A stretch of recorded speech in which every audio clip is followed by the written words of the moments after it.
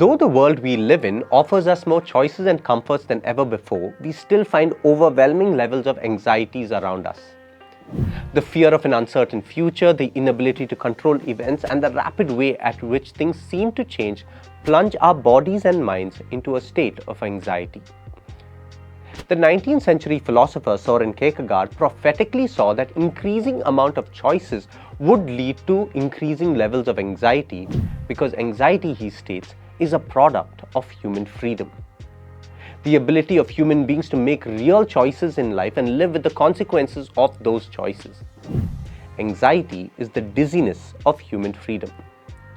When lesser choices are on offer, then a person's domains are narrowed in and it becomes easier to focus in on the things that matter.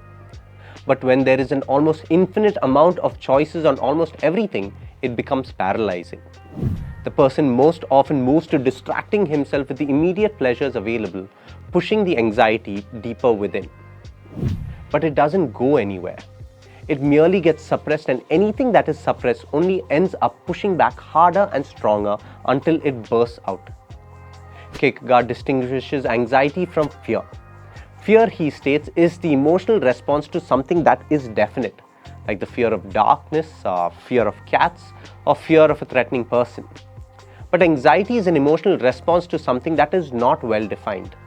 The object of fear is not something external, but an internal unrest towards a broader uncertainty, and no human being can escape this dread. It is inbuilt in life itself. For Kierkegaard, it's not anxiety that is the problem, but how we respond to it. We can either ignore it and just allow things around to distract us, or we can face our anxieties head on, bringing it out into the open. We must contend with the greater possibilities of freedom and the possible anxieties that come with it, creating new, unique possibilities for life. And when we do it, we are able to understand our deepest anxieties, integrate it, and push beyond it. It is the path to greatness, he states, moving us from the finite to the infinite.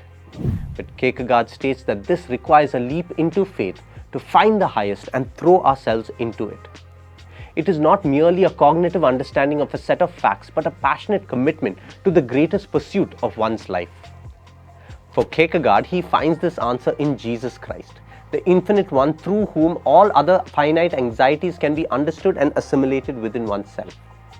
But that's a choice, he states, that each human being has to take for themselves and live with the consequences of it. To use whatever means at their disposal to find the highest and commit themselves to it as the only way to alleviate the debilitating problem of anxiety, which we always find ourselves in.